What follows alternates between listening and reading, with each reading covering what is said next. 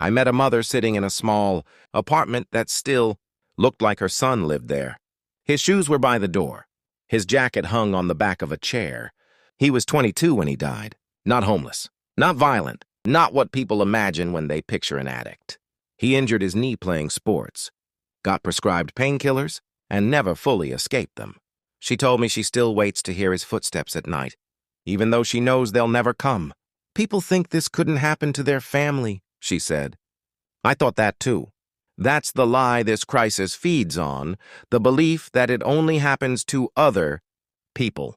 As I spent more time here, another truth became impossible to ignore. Addiction doesn't exist in isolation. It grows where hope disappears. This city used to be built on industry. Factories once provided stable jobs and identities. Then they closed. Work vanished. Neighborhoods hollowed out. What replaced them wasn't opportunity, but silence.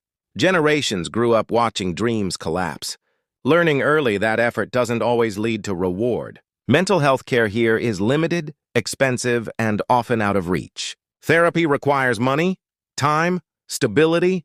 Drugs require none of those. They are immediate.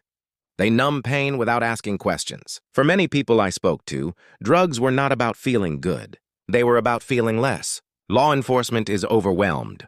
Officers told me they arrest the same people again and again, not because they believe jail will fix anything, but because there are no alternatives. Jails have become detox centers. Emergency rooms have become shelters. Neither was designed for this.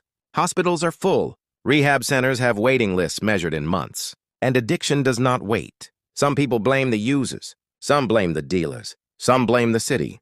But many here point their anger higher, toward pharmaceutical companies that made billions while insisting these drugs were safe.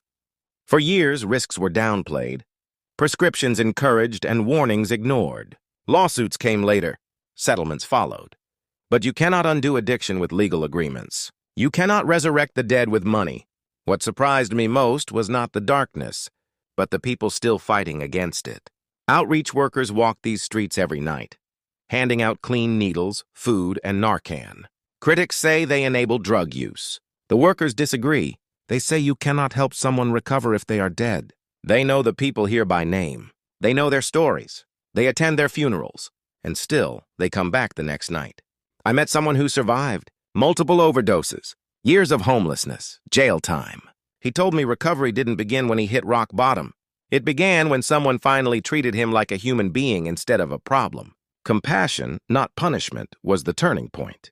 His story is rare, but it proves something important. Recovery is possible.